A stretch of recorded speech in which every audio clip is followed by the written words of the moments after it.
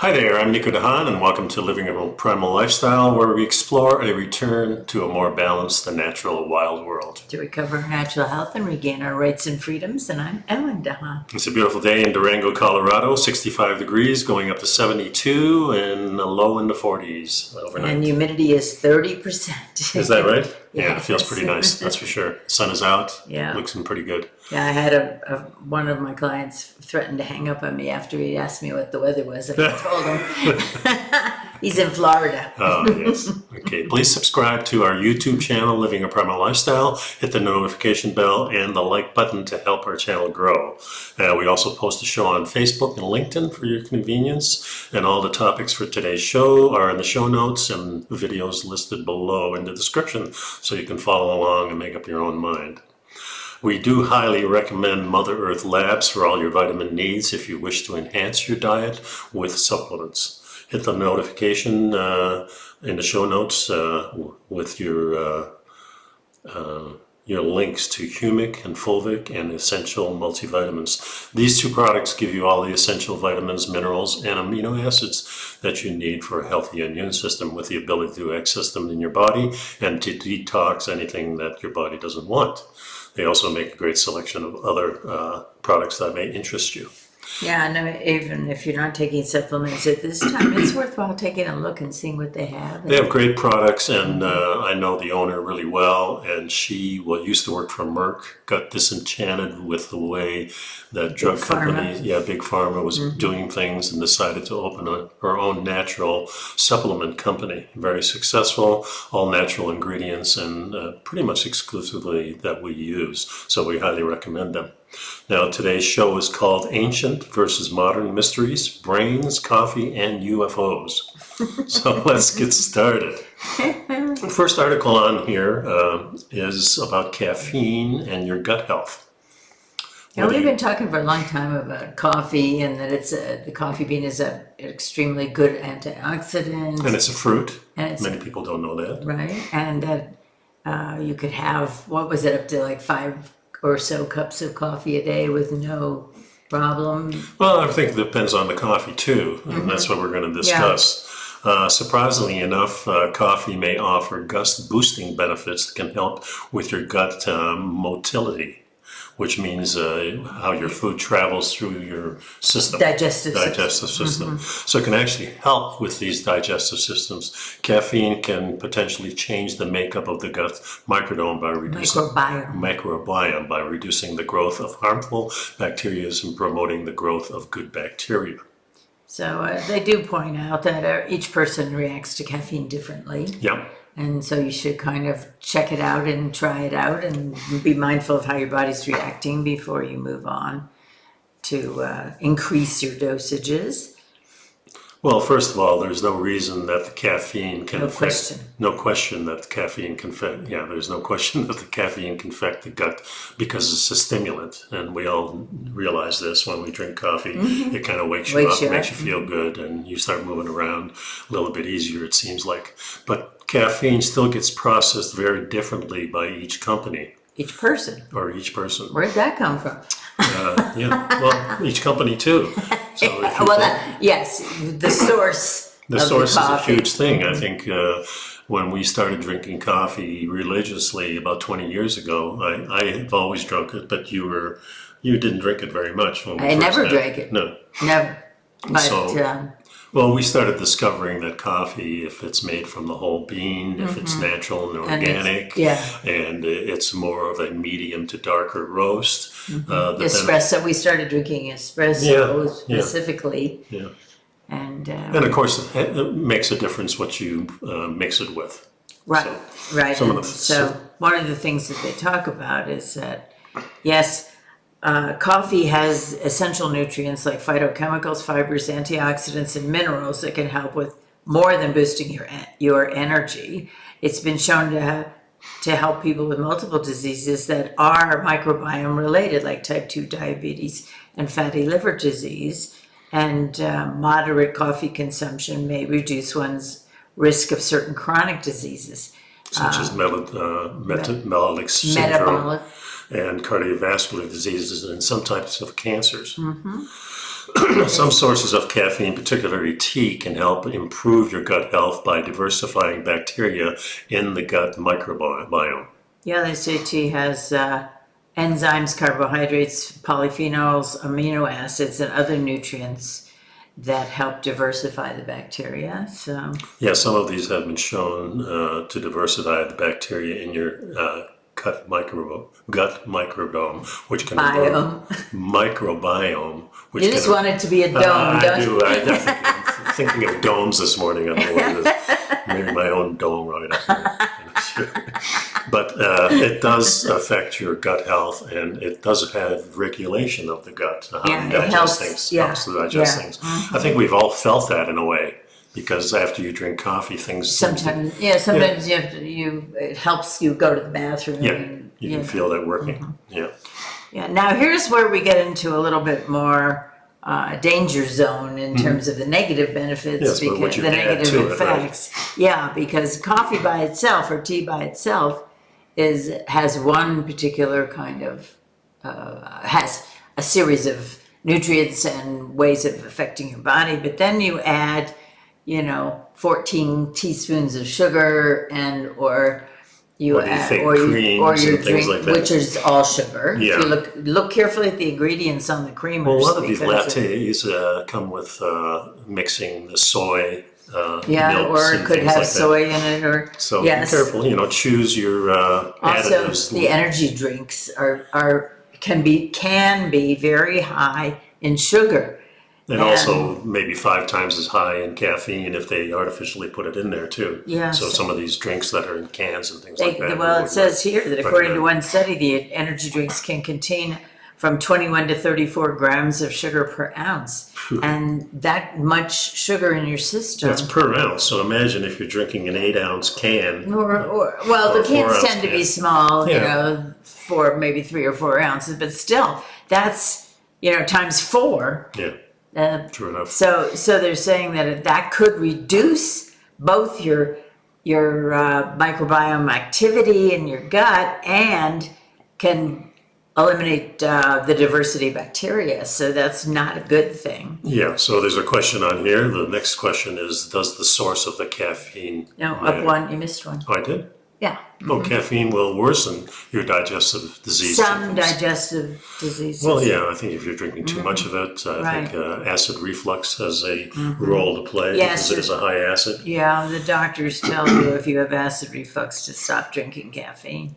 And I think it's just how much people drink too. I mean, if you're in the office and you're drinking cup after cup, usually I have 2 cups a day, maybe 3, because the first one I usually make is a larger one, especially if I'm going out to jiu-jitsu or something like that. But then I have 1 cup afterwards. Yeah, and I have one in the morning and one at around 1:30, 2 o'clock. Yeah, and my habit has been that I don't use any sugar or any additives at all in the beginning, but in the afternoon, if I have one before 2 o'clock, I may add a little bit of honey to it, just to sweeten it up a little bit. Do you put butter in it? Yeah, I put butter in it usually just in the morning. In the morning. And also another thing that we do that really helps our overall health is using the bone additive, the collagen, yeah. The beef gelatin. Beef gelatin, yeah. And mix that with the hot coffee. It dissolves right away. And then you notice after a month or 2, your nails and hair and everything. Your skin. is improved quite and drastically. You don't taste it at all. In fact, the only thing it might do is, depending on how you mix your coffee afterwards, if you have a little sugar or some honey or something in it as well. I use a hand mixer. Makes it a little foamier with the collagen, but you don't taste it. It doesn't have any flavor. Yeah, right. It doesn't thicken the coffee, it's still the coffee. Yeah. So to avoid any problems, proceed with caution consuming coffee and watch the additives that you add to it. Yeah, especially if you have IBS or if you have acid reflux or anything. So if you have any symptoms, then of course you have to cut back. So the next question is, does the source of caffeine matter? And we found that it matters quite a bit. Well, at first we were looking at the organic beans and grinding them ourselves and so on. And then Yeah, and for flavor, one of the things we do is we usually mix 3 beans together in a hopper and then fill the hopper. 3 different sources. 3 different sources. And that seems to mellow it out a little bit. And Well, it's fun. It gives it a slightly different flavor. Yeah, and it just kind of just goes through a different flavor as we proceeding through the week. It's very nice. How to reap the benefits of drinking caffeine and reduce the negative effects. Okay, so it says there's many ways to minimize. There are ways to minimize the harm. One is just mind how your body is reacting and adjust your schedule accordingly.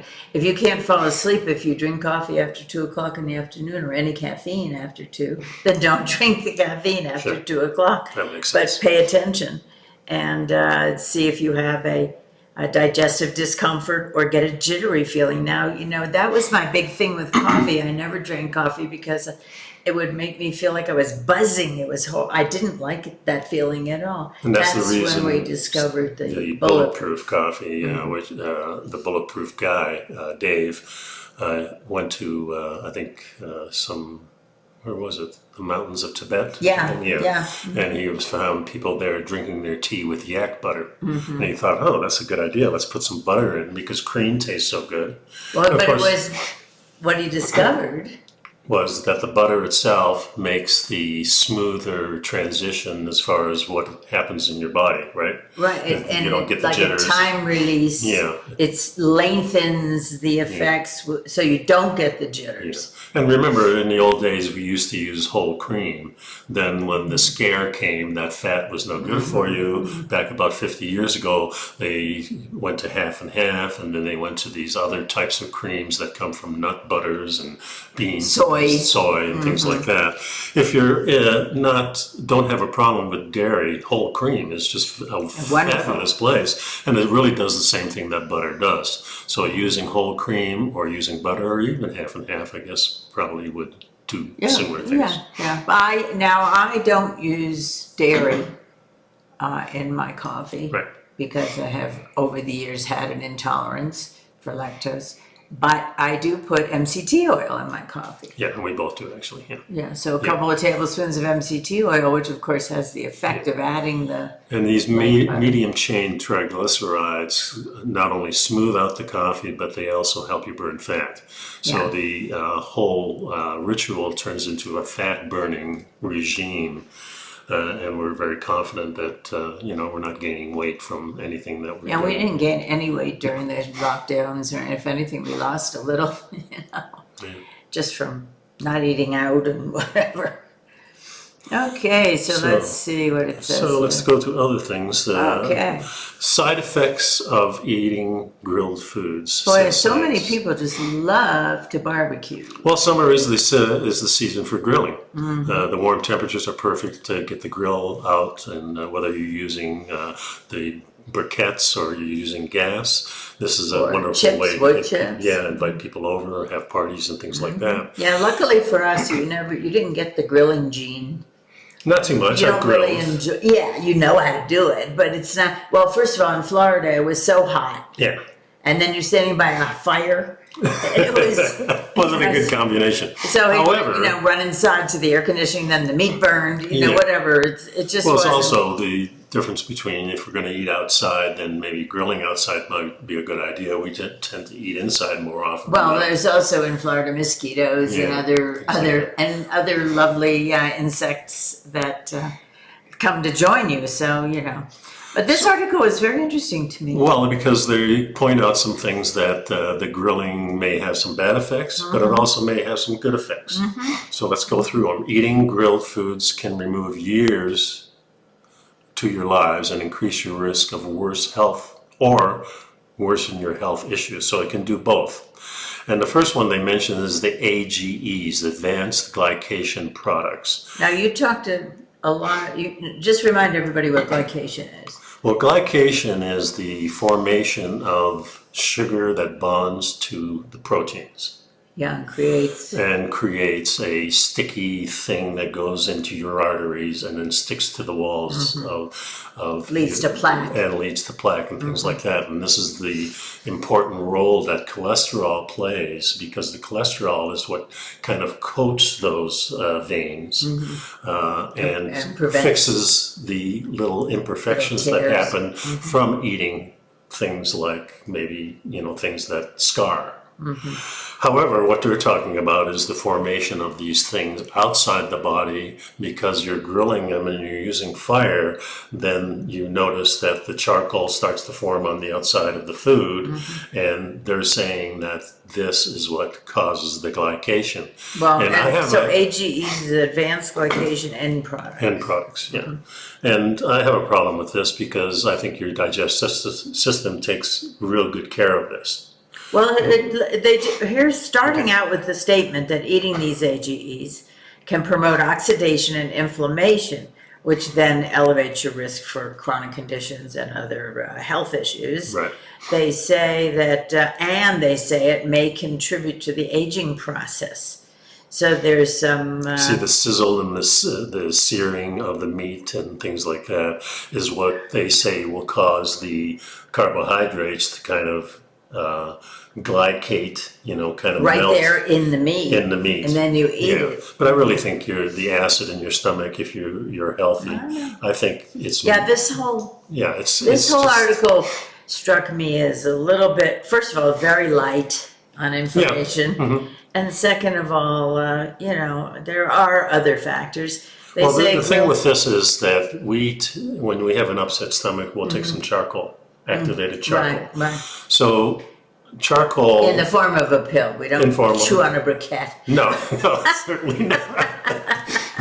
Don't get the wrong idea there. But I'm saying that, of course, the fat is what gets that crispy edge to it. That's what we want. That's where the flavor is. That's where we end up putting our spices. So it enhances the spices. But there were studies done a number of years ago that said that then when you eat the fat, which should be good for you up to a point, it isn't, because it has all these toxins. Yeah, and I really don't. I think if the meat is bad, then the toxins may relate in there. Yeah, that's a good point. If you're eating good, healthy food, remember our ancestors threw the meat on the fire directly. And probably while eating the meat, they probably inhaled some of that charcoal, some of those fumes, and I don't think... Or there may have just been some charcoal on the incidence of cancer in Stone Age is very, very small. As far as we can tell. Yeah. I haven't asked anybody, but I'm thinking... There's not a lot of evidence of cancer in the bone. Well, there is evidence, and it's very light. And usually has to do with some kind of irritation. And usually it's like teeth, or something like that. Sand in the teeth. So the second thing is go ahead. Well, the second part is that may worsen your allergies. They say that grilling, because it evaporates the liquids, it may be causing a concentration of histamines in the meat. And then if you have allergies, it could affect you that way. They don't know much about that. One of the techniques that they use in high quality restaurants, let's say. So when they're preparing the meat, like a good fillet or something like that, they'll wrap it in gauze and put it in the refrigerator at a nice cool temperature. And what they're doing is drawing out the moisture. This is what I do when I prepare the meats. I put them in the refrigerator for 4 hours or more with paper towels or gauze or whatever I have to do that similar thing. And then I'll take it out of the refrigerator, let it sit for an hour before I start grilling them or broiling them. I think what you're drawing out really is the blood from the meat. And other moisture, sure. And I think that may cause some histamine, but I think if you're a healthy person, a little histamine is not going to be an issue of that. It helps you build your immune system. Yeah, I think it can. It's the consequence of a poison administer at a very, very low rate can be something that enhances your immune system, because now it's kind of like a vaccine in the old days, not the mRNA vaccine, but the old vaccines. You're introducing a small portion of what is the problem into the Your system, body learns and your to body recognize learns it. to recognize it too. Well, here they say, now here we come again to the little tricks that can sabotage you when you're trying to do well and eat right and whatnot. You know, you get nice organic meat, free range meat, you know, good grass finished and so on, and then you cover it with, you know, pounds of sugar that are in the sense of barbecue sauces that are full of sugar. And the title here is Grilling Can Cause Weight Gain. Yeah. And it's not the grilling. And here they mention again too, this is always in the lexicon sort of, grilling is a great way to cook with less fat.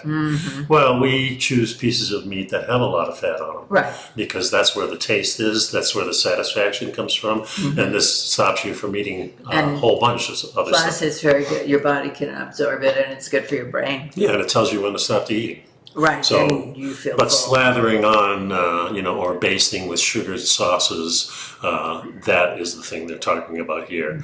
So if you're using teriyakis or table sugar or syrups or honey or molasses, Barbecue sauce. You want to look at the ingredients and see. Remember, the more the ingredients go from the most that's in there to the least that's in there. Yeah. So look for sugar within the first couple of 2, 3, 4 ingredients, then you're getting. And I would suggest not using these until the very last step. And that just when you make ribs, you cook them in the Instant Pot. And then I put them on the grill. Then you put them on the grill, and then for the very end, I put a little bit of sauce on it. of sauce on it. Yeah, and then I grill both sides with the sauce on it, and that's very good. The next headline, number 4, is it could increase the risk of cancer. And that's what we were talking about with it. It increases benzopyrene, a type of polycyclic or aromatic hydrocarbon, which is known to be cancerous because it has an incomplete combustion of carbon-containing materials. So, Well, also they say it comes from the vegetables, it comes from the meat. and it comes from the coal and the wood. Exactly, yes. So use It's a good smoker. source. It's the smoke source for sure. I'm not that concerned about these that much because of the quality of the meats and the vegetables that we're going to cook on the grill is going to be fine. They did say, however, barbecuing with charcoal plus wood chips had the highest increase in the benzopyrene during grilling for most foods. Yeah. And charcoal alone. And again, had remember that our ancestors, that's all they did was grill probably in the beginning. Well, They the didn't fire, have stoves charcoal is burnt wood. Yeah.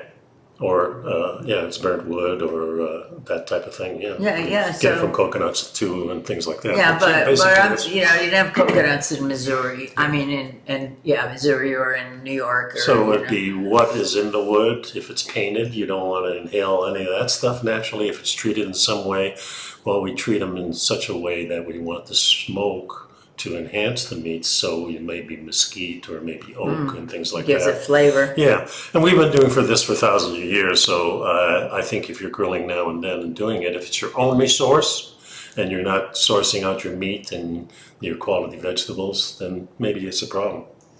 Now we get to the enhanced versions. Now we're talking about fruits and vegetables that you put on the grill. And they say that the phytonutrients we get from eating fruits and vegetables work as antioxidants to help prevent free radical damage that may cause cancer. And grilling the veggies and fruits, it says here they're delicious, which is not terribly scientific. And however, they do say that grilling them can help break them down. I mean, just like any cooking and preparing and processing. It makes the nutrients more bioavailable to us, especially with the vegetables. Right. No, the meat that's already there. It says that it also breaks down the cellulose, so we have easier access to some of the lycopene, lutein, and beta carotene. Yeah. Grilling promotes more plant-based eating. I guess they have to always throw that in there, don't they? I don't know if it does or not. Wouldn't promote more for me. You might increase an extra beer here or there. Yeah, that's plant-based. That's right. Yeah. But they say that plant-based burgers can be made of beans or peas or grains or mushrooms and greens, and it'd be just so good. Yeah, well, the interesting sentence in here is plant-based eating doesn't mean you're a vegetarian.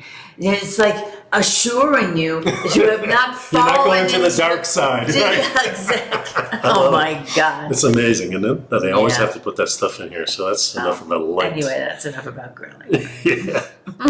Oh yeah, and then while we're on the subject of Yeah, this is an interesting, the interesting article is named "The Human Brain Has Been Getting Smaller Since the Stone Age." And this was interesting to me. I recently watched the video on the human domestication, and one of the questions in there, did we domesticate ourselves? Was it while we were domesticating the animals? Yeah, and what they're really talking about is about 100,000 years ago was our capacity for an enlarged brain was at its height. So about 100,000 to 90,000 years ago, we had much larger brains, about maybe 10 to 20% larger than they are today. And they're trying to discover how this domestication, they call it, because if you're looking at animals, and dogs and cows and things like that, not only does the domestication, which really is less fear of humans, in a sense, when the animals start coming closer to you, naturally the human being has always picked the ones that are coming towards us. So if you start breeding those, they have found out that they become friendly and friendlier, and this is how we domesticate animals. And also, it really pertains to the human being too, because if we're living in small groups, we have a great fear of the unknown, of other clans, because maybe they look a little bit different. And we've pretty much proven this in experiments. When you take a dog from the natural wolf and you take those tendencies to heart and start breeding the tendencies, then sooner or later you have a dog that the ears are, not only does it change their behavior, but the behavior changes how they look. They discover that it just takes a couple of generations for the ears to become floppy. Because a dog that's friendly doesn't really have to hear everything, right? Because now they're in a friendly thing. Their survival doesn't depend upon it. Exactly. Whereas the wolf, everything is perked up, the eyes are different. And I think the same with human beings. We're living out in the wild, strictly in the wild, and have a small shelter. So we're really living out in the wilds, and everything can be a threat to us.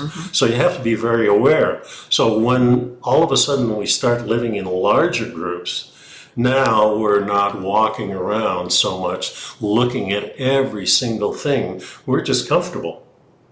And that's really my take on it. You get more comfortable. So now you're not using as many senses. And when you stop using those senses, automatically does the brain get smaller. And that's what they're talking about. They talk about in here, one of the hypotheses is that we were able to externalize so many things that we didn't need to keep them in our brains. Yes, but it's not just the brain too, because we know our teeth got smaller, our jaws get smaller.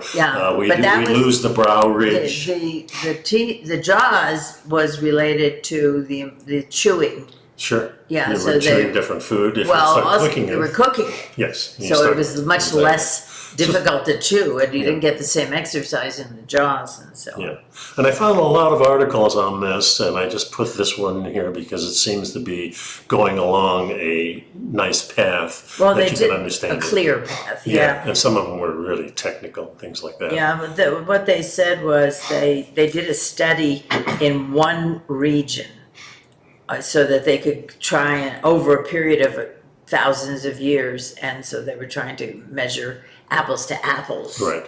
Kind of thing. Or brains to brains. Brains to brains, right? Yeah. So they found a lot of interesting, but they talk in terms of cups of brain capacity. It's what is it? Let's say milliliters, was it? Milligrams. Milliliters. Milliliters, because it's more liquid? I don't know, but they used it for, it says, they measure endocranial volume. That's the amount of space within the skull. Yeah, so the probably So the liquid. Yeah. the oldest skulls pack in roughly 1.5 cups, which is 350 milliliters, commensurate with living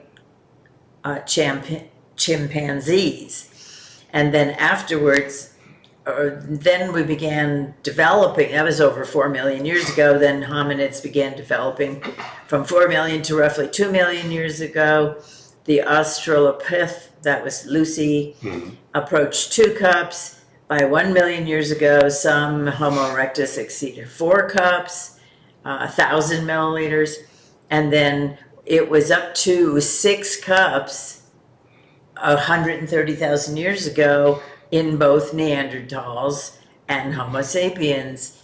And then after that, modern are down now to 900 to average of 1349. Yeah. And so it's, we seem to have, but it's been over a period of tens of thousands of years. Yeah, so they have a few different theories on here. Some say the decrease came from a slight reduction in body size. Yeah, but then they had other evidence that said, well, yeah, but it doesn't seem to be correlated. Yeah, other researchers point to the fact that the brains are energetically costly organs. In other words, we take about a quarter of our energy just to feed the brain to keep that thing going. But and that's where they're pointing out in this particular hypothesis that by inventing ways to store information externally, cave art, writing, digital media, humans are able to shed some brain bulk. But the most convincing hypothesis that this article says is that self-domestication, where we began breeding for friendliness, where we were looking for for traits that enabled you to live with a group. Yeah, exactly. Larger groups. So then you're not as leery of that. You have the small You clan. don't have that then in us. Yeah, maybe 30 people in your clan, and they're all related, except for the women. The women come from outside. And you're very leery of mixing anything except the women. Plus, they say that the survival of the friendliness also led to slighter builds because we weren't having to fight for your life all the time. Yeah. So it's just interesting stuff. Yep. Okay, so the next article, move this out here. Research identify the rise in Guillain-Barré syndrome. Barré? Okay. Barré syndrome. So Guillain-Barré syndrome following Barré. Following See that little accent mark over there? Yeah, the Asante Gu. Yes. Yeah. Following the AstraZeneca vaccine.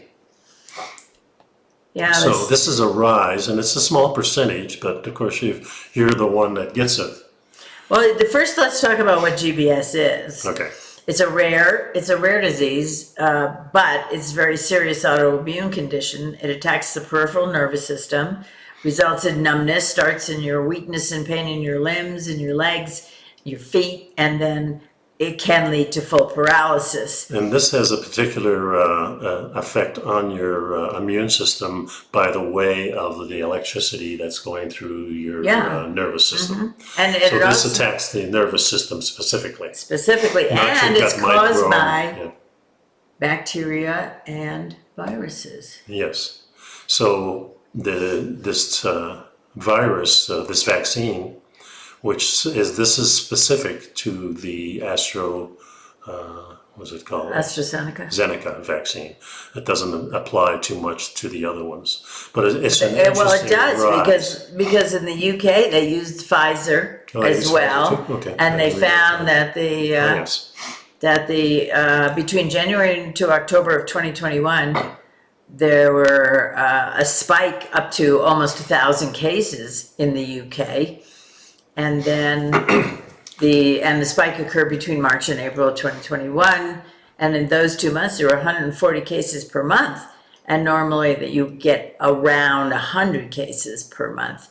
So they they did see. And they linked this to the vaccines because of the history of the keeping the notes on who got the vaccine, who didn't, and how it came up. But the analysis revealed 198 cases, and that's 20% of the 966 that they studied. So within six weeks of the first dose of the COVID-19 vaccine in England, it equated to 0.618 cases per 100,000 vaccinations.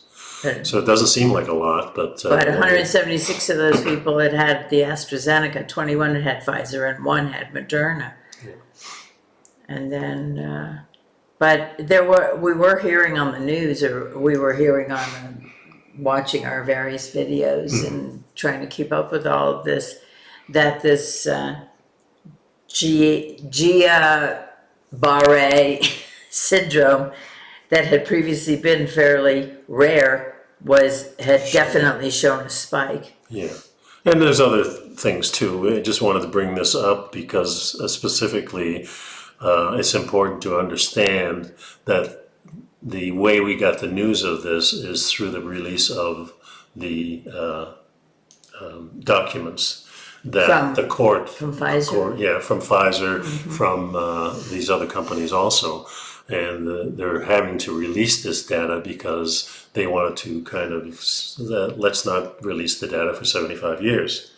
And the court said, no, you've got to release it in at least a 2-year period. So this is how we're getting the data.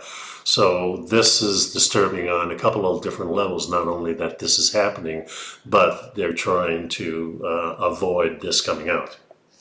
Well, it's interesting too, because they say the small numbers of GBS cases do appear similar to increases previously seen in other mass vaccination campaigns, and it is caused by viruses and bacteria. So if you're injecting the virus into people, then there's a direct correlation there. The next article we have is this startup wants to eat ground up chicken bones. This is more good food for us. We talked about the slurry of chicken, where they're grinding it all up into a... Well, this is what McDonald's and those things were doing. According to this article, they stopped doing it. McDonald's stopped in 2003. Yeah. And what they were doing at that time, if I remember correctly, they were sending the chickens over to China. China was processing the chicken into slurries, feathers, bones, everything. Bones were ground up with chicken meat and extracted through a sieve. Yeah. And that's liquid was then shipped back to the United States to McDonald's, where they made your chicken nuggets. Right. And they used it for the nuggets. Yeah.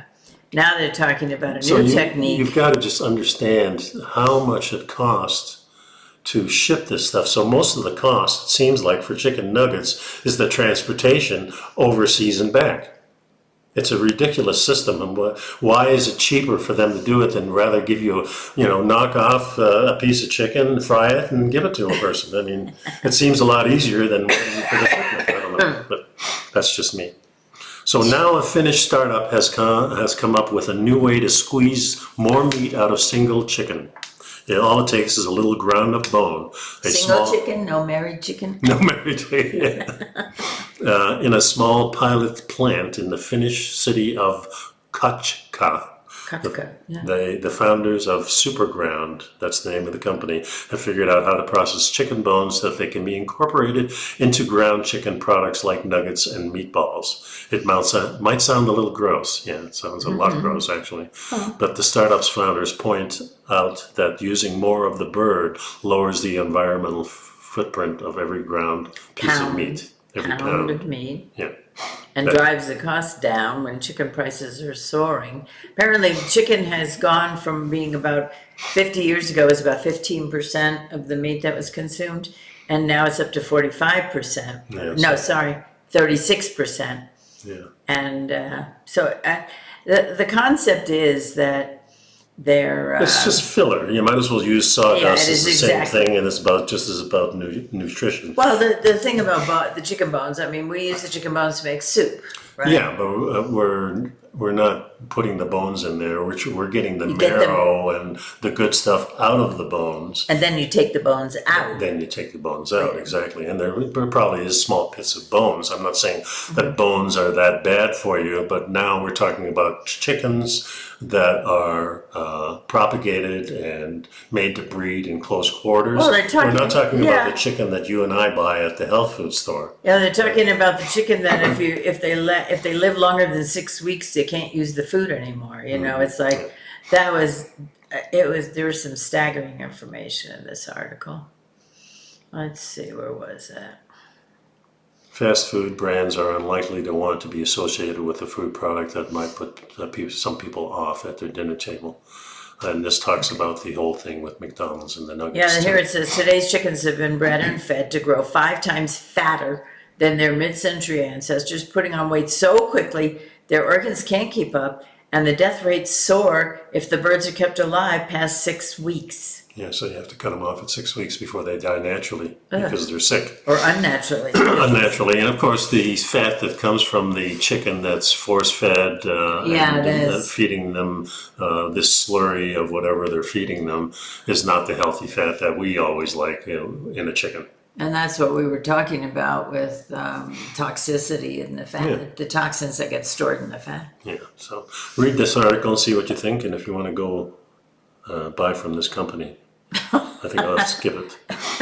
So other things that scientists are doing in this next article, they're modifying potatoes to make it better for diabetes. Again, they're using CRISPR technology, which is a gene manipulation. Yeah, it's under a microscope. They're going to take something out or put something in. Well, they're going to modify some, what they say, they're going to modify and this is not... amylose and amylopectin. Now, amylose is a resistant starch which stabilizes blood sugar, and amylopectin is a fast digesting starch that causes insulin resistance in rats. So they're going to promote one while inhibiting the other, I assume. Yeah.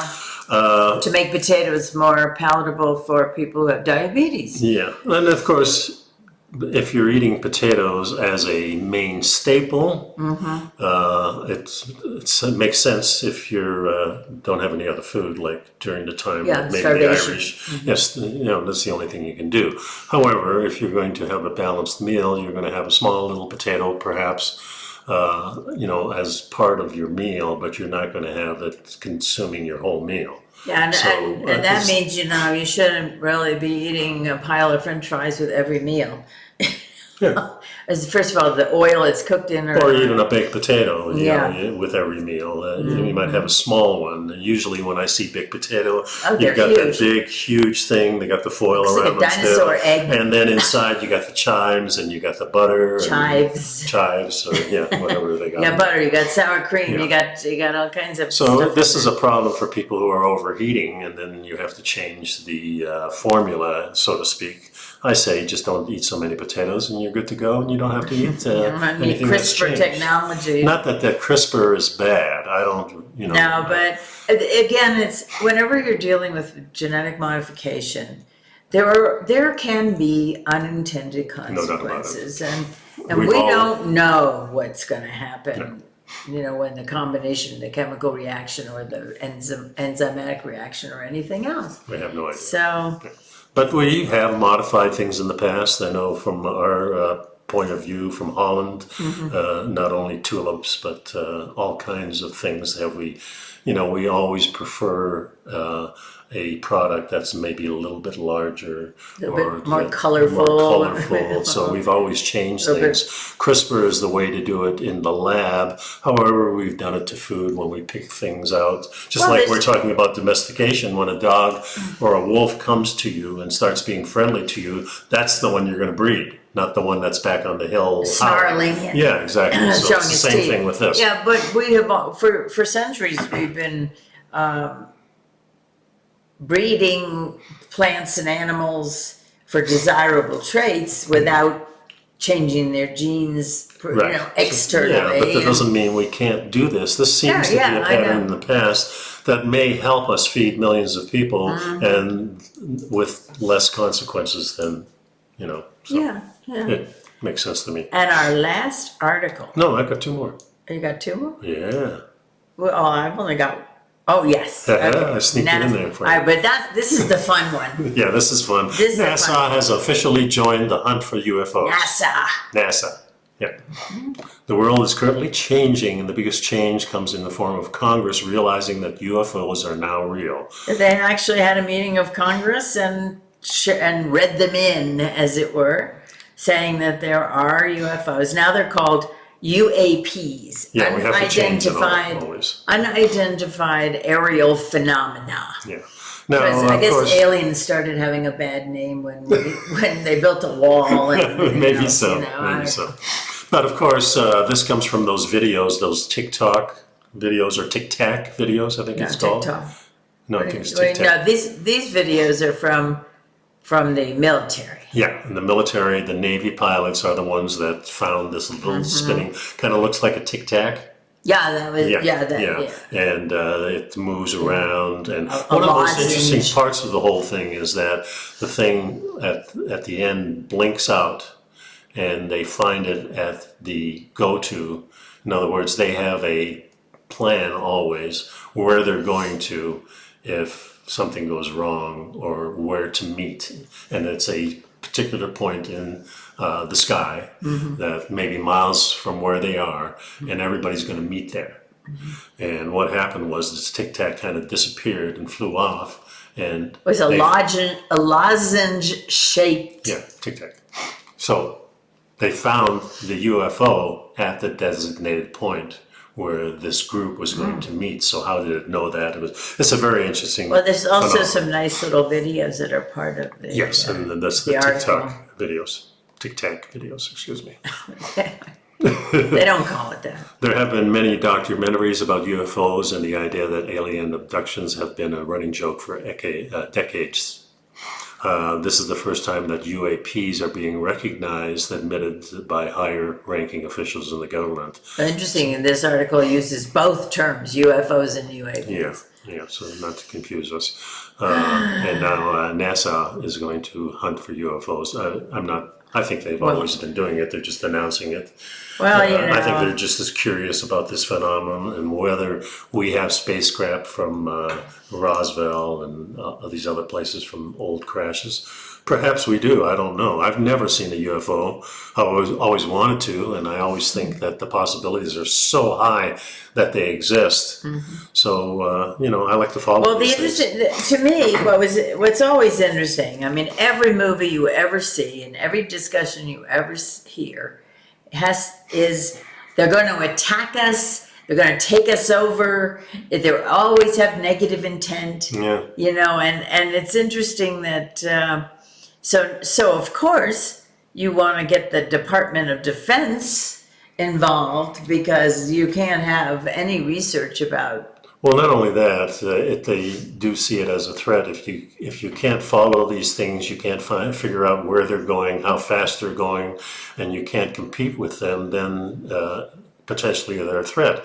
However, but the other thing is that we've never really seen aggression from the. That's what I was gonna say. Yeah. Has anybody ever been attacked by an unidentified? Well, I think there's been abductions and things like that. Well, I don't know. We don't know, but an abduction is one thing. Yeah. But sending various destructive rays to a city or threatening, none of that has happened, and so. Who knows? Are they here to help? Are they here to hinder? We really don't know. Are they here at all? Are they here at all? And the other thing is, of course, is if we were investigating even a place on Earth that we wanted to not interfere with the natural progression, kind of like the Star Trek rule, don't interfere. The primal directive. The primal directive. We would do it in a stealthy way, and we would probably capture some. And I'm talking about animals and insects and birds and things like that. But if we saw a population on another planet, would we want to investigate in that way? Perhaps we would. Yeah. Well, I'm sure. Or we conquer them like the white men We do aerial surveillance of our own planet. Sure. So, why would we not do it we somewhere probably else? abduct people too. So, I mean, well, let's not. It's called a warrant, right? Stop for a second here. There have been over 400, now they have 400 documented unidentified aerial phenomenon sightings, all captured by military personnel of every kind flying, anybody who's flying or whatever, or manning radar. And so at some point you reach the tipping point and they can't ignore it anymore. They have to do something. But so then the question is, what? And where and why and when? Yeah, why are they doing it now? Yeah, and a lot of speculation on well, this. There's a lot of people have said for many years that the government has known about these, and that different presidents have known about these, and everything's been very hush hush and kept separate from the government, and it was, and there's conspiracy theorists and whatever, but they're also saying that people are we can't scare everybody, we'll have a panic on our hands. Yeah, maybe, but there's been some astronauts and people that have worked on the space station, that have seen things, who have really documented in video that we have technology from aliens and we've been using it, and why would we tell other... Yeah, reverse engineered, allegedly from Roswell, whatever, but there's something going on. Yep. And now there's an official recognition of that there's something going on. Yeah. Well, we had all these projects before, Blue Book and stuff like that. Yeah, sure. So they've always debunked it. So the last article kind of goes along with this: mind-blowing ancient settlements uncovered in the Amazon. Yeah, this has happened quite a while ago, but because of the different technology that we're using. Yeah, this LiDAR, which is an aerial type of ground penetrating radar. Yeah, so you can actually see through without vegetation. Digging, without cutting down any trees. And there's been rumor in the Amazon for 100 years or more that back just 500 or 600 years ago, there were probably 100 million people living in the Amazon in large groups, not just small groups. And this article talks about the mounds that they've discovered, and also pyramids they found, roads they found. Roads were actually higher, elevated roads. Yeah. Mm-hmm. So this is. So then you wonder, how wet was it that they had to elevate the roads? Well, because of swamp. Yeah, wetlands. Yeah, there's a lot of wetlands there. Rain, Yeah. So and they said that humans lived in the Amazon basin for around 9,500 years before the arrival of the Europeans in the 16th century. Yeah. And I'm wondering if a similar thing happened, because these people seem to disappear around 1500. Mm-hmm. And I'm wondering if a similar thing happened there in the jungle, which is a very fragile area, because it happened in the United States that about half the people died before the white man even reached the Mississippi River. Well, they said about because of the smallpox and all these other things that these populations were not used to. So in the Amazon, it's very hard to travel big distances, at least modern times that we have. And we haven't found many roads, but the diseases can travel very, very quickly. Well, sure. Somebody riding a horse through the jungle. Or the animals may have given it to them. This is what's happening now with. Well, they're saying that starting about 1,500 years ago, ancient Amazonians built and lived in densely populated centers, including 22-meter tall earthen pyramids and encircled by kilometers of elevated roadways. That's what you're talking about. Yeah. And it's kind of urban societies in the Amazon basin. So it's very interesting. The previous digs have revealed that there were forest islands containing traces of human habitation, including the remains of mysterious tribes, different kinds of cultures around 500 AD. During one excavation, the people realized that they had found what appears to be a wall, indicating that there were permanent settlements there. Mm-hmm. So they're finding more and more, and this radar is not only helping. LiDAR, yeah. Mm-hmm. It's a type of radar that... It uses lasers, that's why it's called LiDAR. Right, yeah. But they're using this all over. They're using this in Antarctica and the Arctic. Yeah. They're using this in the Fertile Crescent this is how... Turkey. Turkey and things like that. So we're finding more and more that there have been populations around the Earth everywhere. And large populations, with large structures Yeah. and complicated societies. And, getting back to the brain size and things like that, when these cities in India and Pakistan that were around thousands and thousands of years ago maybe these people were advanced because look at what they leave behind. They leave behind pyramids, stuff we can't build today, monuments and statues and things like that. And complicated irrigation systems. Makes it very hard to systems explain how they did these things because today maybe we can use modern machining to do that, but we think that they didn't have modern machining and back things then. weigh tons. Yeah, so it's a pretty interesting thing, and I love going through